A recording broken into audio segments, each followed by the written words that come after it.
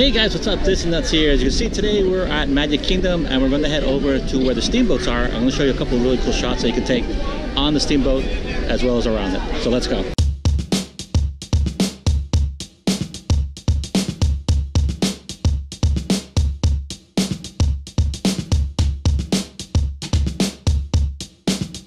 Okay, so the way to get to the steamboats is we just came in through here, which is Main Street. You're going to keep on walking on the left side, and when you get to here, which is the last entrance on the left, just before you hit to the castle, you're gonna go down this road. Now, just before you take the corner, don't forget to take your castle selfie. Make sure you do it. Okay, in we go towards Liberty Square.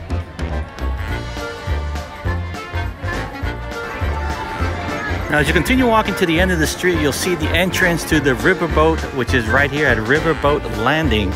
Okay, I'm gonna skip the part where I talk about the lenses for these type of shots because there's obviously a bunch of variations that you can use. So what I am gonna do, I'm actually gonna show you the photos that I took, and I'll include on the settings the lens that I use as well.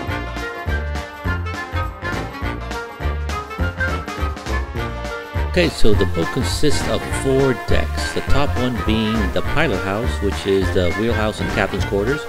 The next one is the promenade deck, which has this cool, awesome place to sit and some nice pictures. Followed by the next deck, which is the highest one, which is the Texas or Sun deck. And the last one, which is the lowest deck of all, which is the main deck.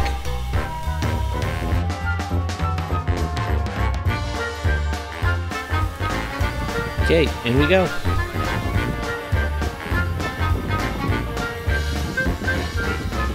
Okay, so we've come down to the first level, and here we're going to actually see some really good vantage points for some of the photos that we're going to be taking.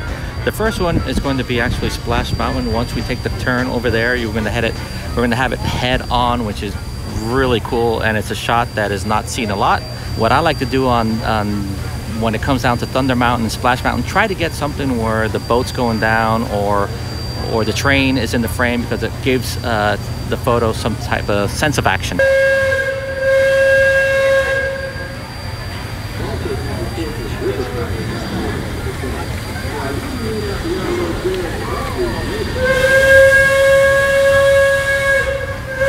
Okay, so we're coming up on the really good vantage point of what is Splash Mountain, which is right here. Now again, I'm going to wait till I get a little closer, and again, if you're going to take the shot, make sure you include the boats coming down.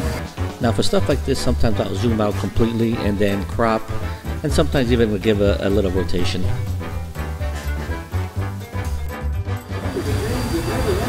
Now the next one coming up is obviously Big Thunder Mountain. As you can see, we got a really good photo up here. We got the whole mountain, the trains and everything. Now my preference is actually the one is once we pass Thunder Mountain. So I'm going to hold out until after that one, but I'll take this photo anyway for you guys so you can see how it looks.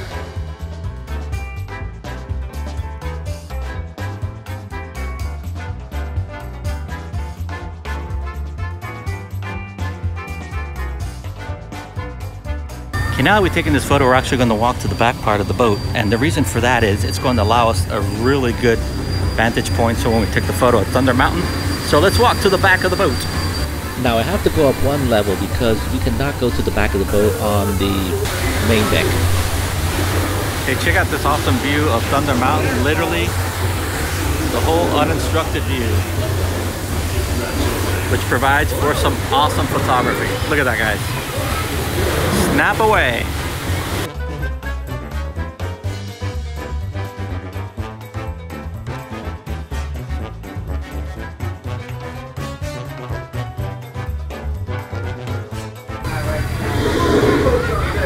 And we're coming up on the last photo op here of the Liberty Belle, and it is actually on the highest floor, so make sure you go to the highest level possible and head over to the left side. And the reason for that is you're going to be seeing the Haunted Mansion coming around this corner pretty quick, and it provides an excellent photo opportunity of the entrance and you know, the doorway of the Haunted Mansion, which is something that we rarely get to see. Okay, here we come around the final corner, and here's where you get probably the coolest shot, which is the Haunted Mansion here. So make sure you come to the highest level onto the left side of the boat. So let's take some shots.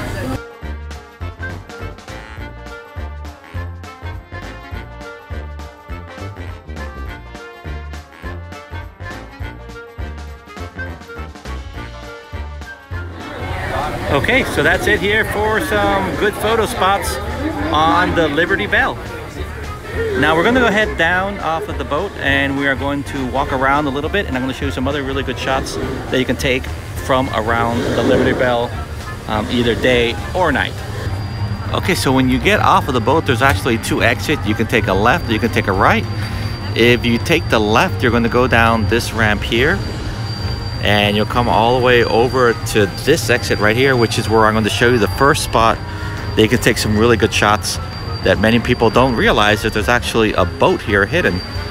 The photo opportunity is literally right here. Check this out, guys. There's actually a boat here, and this provides for an awesome photo opportunity with the Liberty Belle. Now, I did have to scooch over to be able to get a really good angle, which is how this I took this shot. But you can basically put it either on a tripod or just lean over and take the shot like this. Okay, once you conquered that photo, you're just gonna take a left here, and we're gonna walk down this wooden walkway, which provides for an awesome photo opportunity. There's actually two spots here, which is great. So we're gonna keep on walking and walking and walking until we come to this little area here, which is great because it is out of all the people's way, and it's literally right here. And here you can get an awesome shot of Liberty Belle, the fireworks, and all the fun stuff going on. Now, if you're standing here, note that you are in an angle from the castle over here, Cinderella's castle. So the fireworks are actually going to come up right over Rapunzel's tower. So note that. So if you're shooting in this place and you're trying to capture both of them, you will need to use a wide-angle lens or sacrifice the shot of the castle. So just to give you a heads up.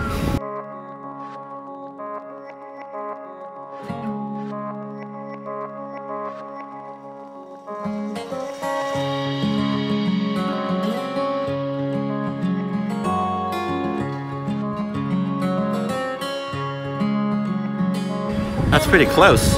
Okay, so the next spot is actually in the next entrance here, which is if you walk a little bit down more on this wooden walkway, there's like a extension of the walkway, and it is literally right here in this spot here.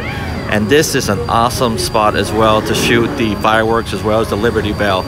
Now, the only downside of this, and I'll be honest with you, is this light post right here. Here's how the shot looks so you can get an idea of what I'm talking about.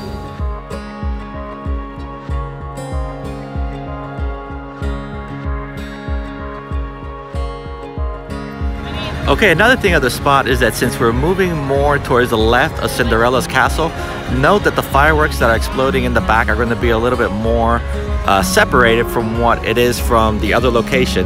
So for example, in this case, the fireworks are going to come up over here on this side of the trees instead of closer to Cinderella's castle. So be aware that if you get in the spot, you're going to run into that issue.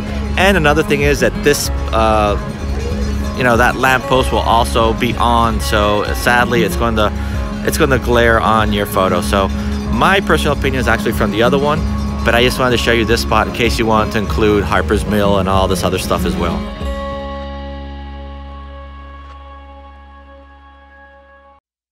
Okay, so there's one more spot that I'm going to put in here as a bonus photography spot, and it actually doesn't have to do with Liberty Belle, but since we're here, we're going to go ahead and take advantage and take it.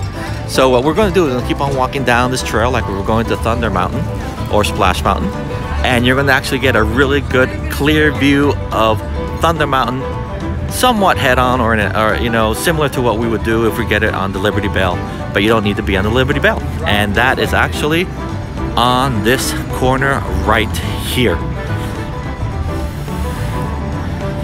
Here we go. Now if you zoom in a little bit, you'll get this out of the frame, but you can take a photo of this and this looks awesome. And if the water is still, you even get an amazing reflection like this shot.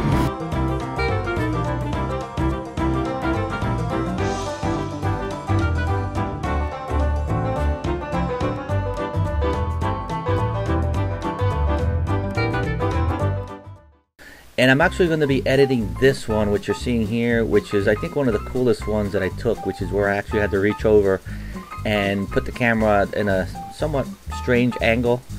Okay, so there's 3 of them here. As I always tell everybody, as you're going to take photos of certain things, make sure you take a couple, because you never know, maybe the second one, the third one that you take is probably the best one from what you originally deviated from trying to take on the first shot. So it's always good to take a couple shots, even if it's of the same thing. It doesn't hurt to do so. And here's the first, second, and third. Now I'm going to go ahead and probably select this one, because what I like is that the whole boat is in the frame. In case of the first one, I know that once I start tweaking with it, this part is going to come up crop, which I'm going to sort of like kill the effect. So we're going to go with this one.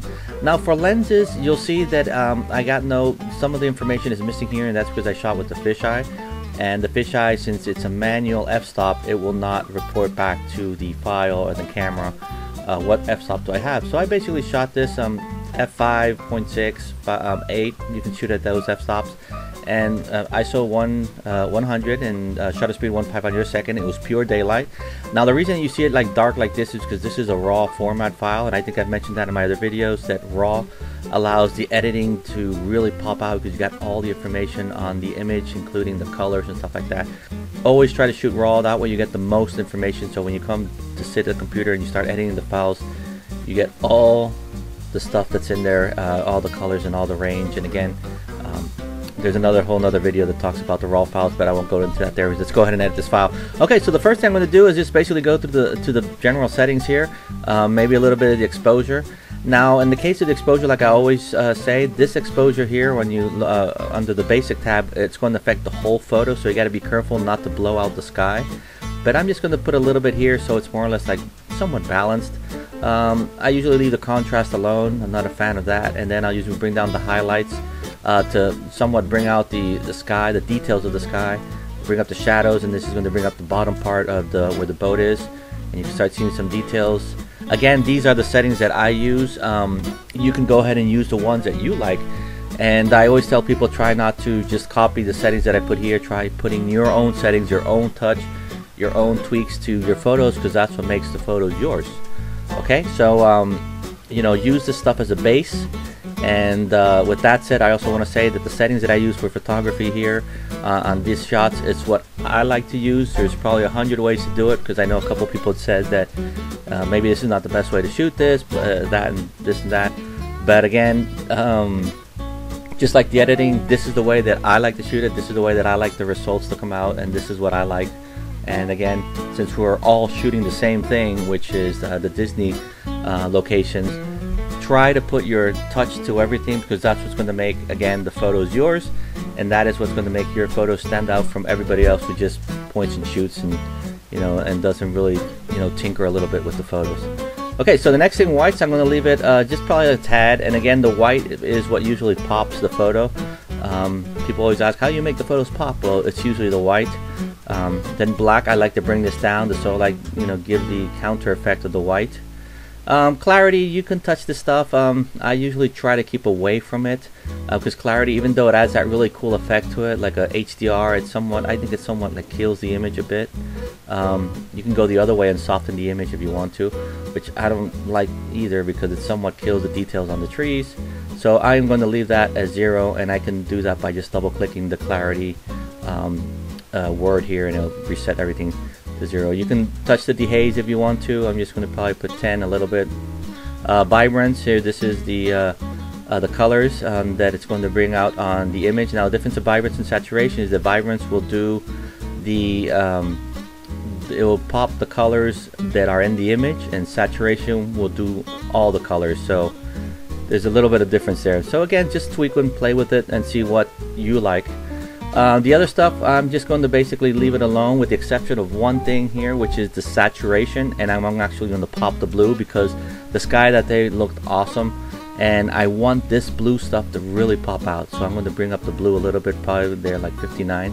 Now a second thing that I like to do, if you've seen my video of 5 things that I like to do when I edit photo, is the tint and temperature. And here, since it was a cool, cold day, it was cold at Magic Kingdom, believe it or not, I'm going to actually bring the temperature down to give it that cool effect, and it's going to make the sky pop a little bit more. So, and then there's a part where we do the lens correction, and this is where I usually turn these two on. Now in the case of the fisheye, you'll see that as soon as I turn this on, it provides nothing. It says make it doesn't know what it is, and the reason for that is that when I'm using manual lenses like the fisheye that I have, some of this information doesn't come over, which is fine, because Obviously there's a price difference. If you get lenses that have all the information and do zooms and all that stuff, you're going to be paying a premium for stuff like that. But in my case, since I'm using the Optica fisheye lens, many of the stuff is manual, including the manual focus. The focus is manual, as well as the f-stop. So some of this information is not brought over in the file. So when Lightroom sees these files, it says, "Oh, I don't know what what image this is, where it's coming from." That it will at least bring up the raw format, because the raw format comes from the camera, not from the lens. So that's why I can read these raw files. Now, what I like to do just for fun sometimes is put in the different lens settings here. And in the case of the fisheye, I'll sometimes put in like a Nikon one, and you'll see that already it starts doing like some type of flattening on the sides. You can go in here and select the Nikon fisheye or any of the other lenses and see what you like, how it affects the image. So in case when I select fisheye, you're going to see how it gives that nice cool going up to look to the image. And what I like a lot from this is that I got the whole boat, and you can see I'm sort of like going into the boat. So I'm going to actually leave that there. So again, when it comes to the lens correction, feel free to try different lenses. By default, if you have a lens that it's automatic, it'll automatically fill in this information here. But there's nothing wrong of going in there and changing those settings and putting something that that you like and that has a really cool effect to it and stuff like that. Okay, so then the next thing I'm going to do here is, obviously I'm going to try to straighten this out, because you can see the boat is sort of like leaning to the side. But again, you got to realize that I was leaning over the side of the rocks there trying to get that shot, So basically what we're going to come here to this option over here, which is the crop. And the crop has two functions. One is actually doing the crop where you zoom in and do all this other stuff, but you can actually do rotation as well. So there's two ways that we can fix this. One is using this crop tool, and I'm just going to do like this. And the cool thing is that when you see these lines on it, I automatically go and use that line. Like here on the steamboat, I could see exactly where it's straight. And then once I find that, I just go ahead and hit enter, and there we go. The image is straight. Now you can also, if you want to, let me reset this. You can also go down to the transform tool here on the right side of your Lightroom, and you could put the button here. You can press it level, and many times, in this case, that's why I say many times, it will sometimes straighten it out for you. But I think since this lens is one of these manual lenses, it didn't do it. So sometimes it will actually straighten it out for you in case that if you need to straighten out the image. But I like to do it here with the crop tool. It just makes it easier for me, where I can, as soon as I start moving it, I see the grid lines here, and I know if I'm looking right there at the cabin of the captain right there, I can see the straight line from top to bottom, and I know that this is smack perfect. And there we go. Okay, there's my image. Now a couple of other tweaks that we can do to this. The sky, let's say we want to make it pop, we're going to actually be using a clarity tool, which is one that makes the sky just like in your face. So I'm going to go ahead and select this brush here, which is the adjustment brush, and I'm going to select clarity. Now clarity, what it does is that you'll see that it somewhat tries to highlight certain things, but then it'll certainly ruin some of the other stuff. But in the case of the sky, you're going to see what I'm talking about, how it's going to do it. So we're going to put this 100%, and then in our flow, we want to make sure it's at least 50%, and we want to turn off the auto mask. And the reason for that is that we want to be able to control everything through the brush. If I put an auto mask, it's going to start seeing certain areas, and it's going to try to paint around it, and we don't want that. We want to do the whole thing. So I'm going to go ahead and paint right over this quickly, and you can start seeing how the darker spots get darker and how the lighter ones sort of like pop out. It gives it like a somewhat like a cool weird HDR effect. So let's bring that a little higher over here. Let's put actually 68, and let's do it again. Now also with the clarity, it's okay to use the exposure, so that way you can somewhat darken the image and it makes it pop a little more. For example, I'm going to bring down the exposure here, and you can see how the sky pops. It's just a tad. And let's see if I could probably bring up the Y. And then, there we go. Now again, it's okay to tweak with these things. Like I said, tweak and play until you see something that you like. Now again, at all times, I can hit the O on my Windows computer, and it will show me what I'm actually painting. So once this is done, I actually like to go back and hit the erase button right under here underneath the tool, and erase the stuff that I do not want to be affected by the clarity. because we do not want to paint the boat with the clarity. It's going to ruin the effect. Now this it's nice to do, but you got to be careful sometimes also on the edges of the trees, because if you do not, what's going to happen, you're going to get that weird effect on the trees, and you don't want that. So let's go ahead and turn off the overlay, and there we go. Okay guys, so here's the image fully finished, and this is the one that I'll be posting on Instagram for you guys, and hopefully you can use these tips and tricks when you come over here to Magic Kingdom and apply it to your shots.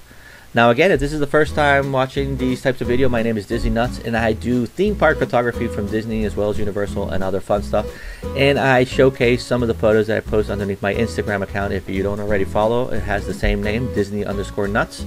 And from over there, I will post many times the images that I show here, as well as here I'll edit and tell you how I shot these images.